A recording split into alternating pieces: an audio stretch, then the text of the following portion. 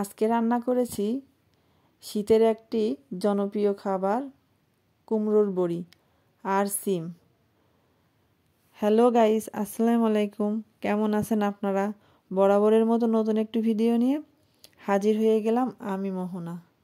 ভালোভাবে সিমগুলো কেটে ধুয়ে নিলাম।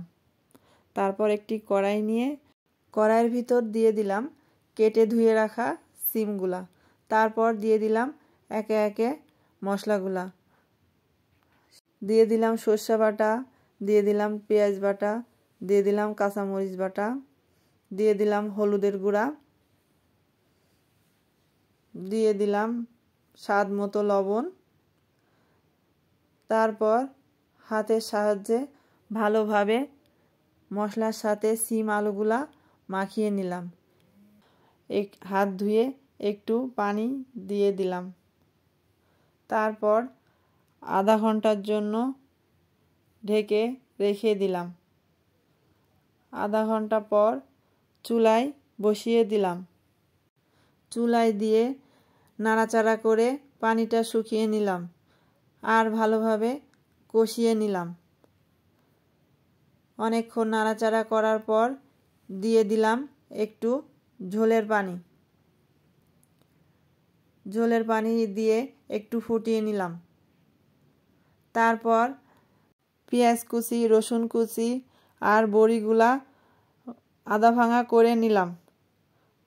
তারপর কড়াইতে তেল দিয়ে একে একে দিয়ে দিলাম আধা ভাঙা করে রাখা কুমড়োর বড়িগুলা। তারপর বড়িগুলা একটু নাড়াচাড়া করে তারপর দিয়ে দিলাম পেঁয়াজ কুচি, দিয়ে দিলাম একটু রসুন কুচি। তারপর নাড়াচাড়া করে বড়ি আর পেঁয়াজ রসুনগুলা অনেকক্ষণ ভাজার পর এই যে পেঁয়াজ রসুন আর বড়িগুলা লাল লাল হয়ে গেছে। তার ভেতর দিয়ে দিলাম সিদ্ধ করে রাখা সিম আর আলুগুলা দিয়ে ভালোভাবে বড়ি ভাঙা রসুন পেঁয়াজের সাথে সিম আর আলুগুলা মিশিয়ে নিতে হবে। অনেকক্ষণ নাড়াচাড়া করে সব কিছু ভালোভাবে মিশিয়ে নিলাম। তারপর এই যে আমার সিম আর কুমড়ার বড়ির সবজিটা প্রায় হয়ে গেছে। তারপর এই যে আমার আলু, কুমড়োর বড়ি আর সিমের সবজিটা কমপ্লিট হয়ে গেছে। এরপর গরম গরম পরিবেশন করলাম।